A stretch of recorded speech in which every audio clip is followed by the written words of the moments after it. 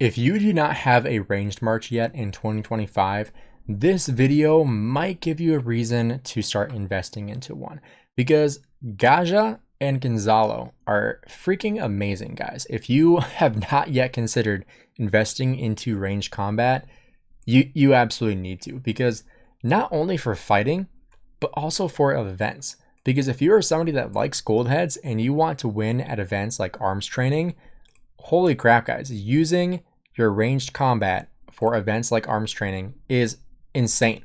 So let me show you what I mean by this. So if we go ahead and take out our Gaja Mata, I have him maxed out and I have Gonzalo maxed out. So we're going to go ahead and take this out. This is just for, research purposes. I'm going to do an actual fully expanded one as well, so I can take a top rank. But if we go ahead here, we can see the skills that we have. I have full video breakdowns on what you should be using for this, so make sure you check those videos out. In this case, we have archers as the countered troop type, so you want to make sure you are not using archers in this. But in this one, we're using siege. So let's go ahead, let's start.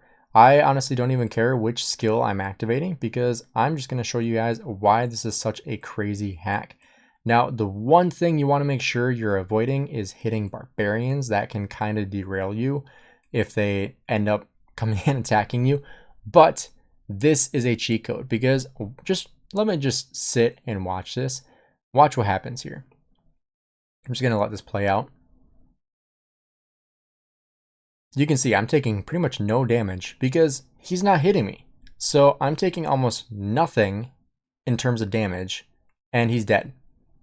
Now, the thing about this is that it might take you a little bit longer, because if, for example, Lohar spawned right here, what you want to do is move your ranged. So you're going to move it as far away as you possibly can from the Lohar that's coming towards you.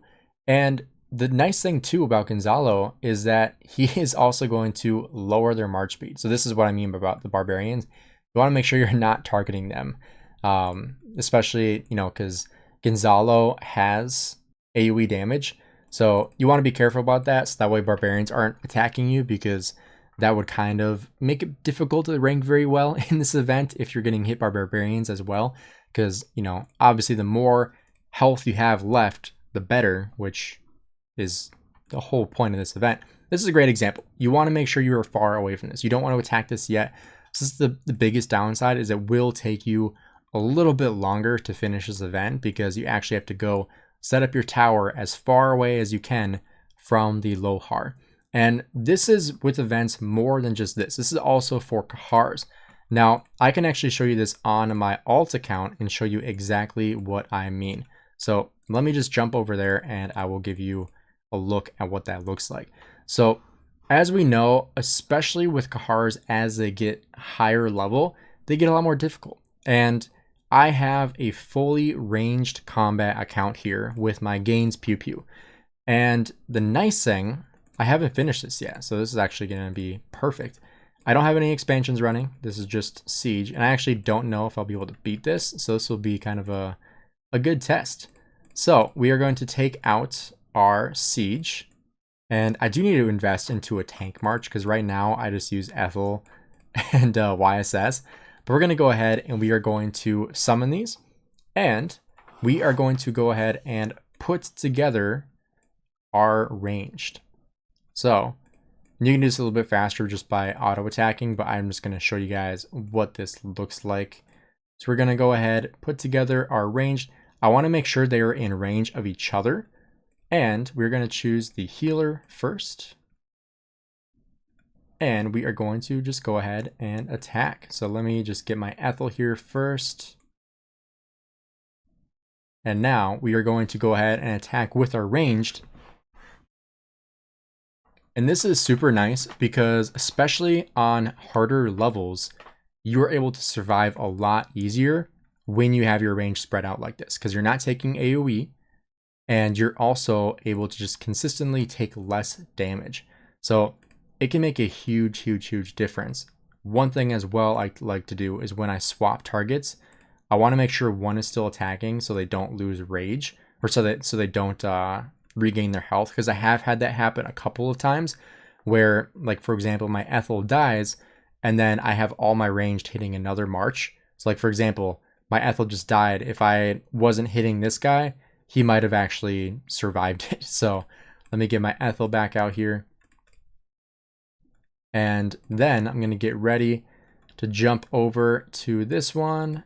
Now I can jump over because it's attacking.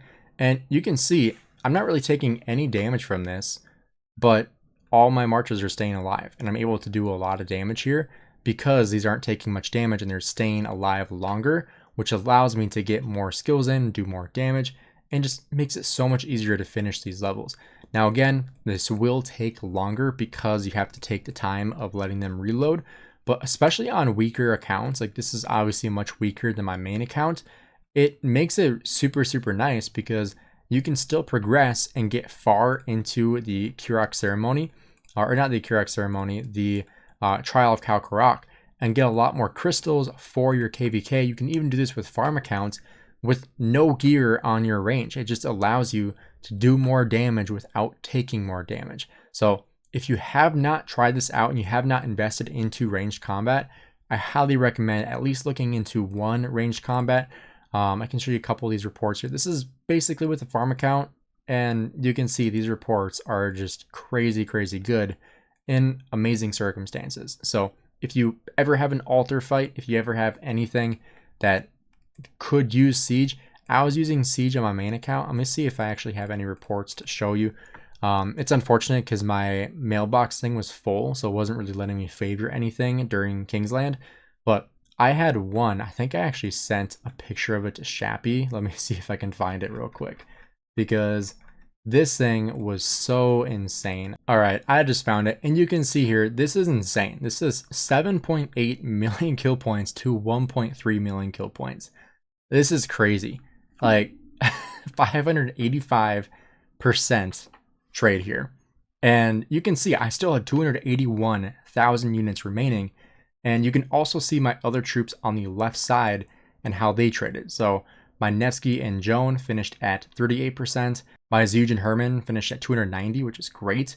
My Ragnar and Scipio finished at 362, which is awesome. My Luce and Alex finished at 144%.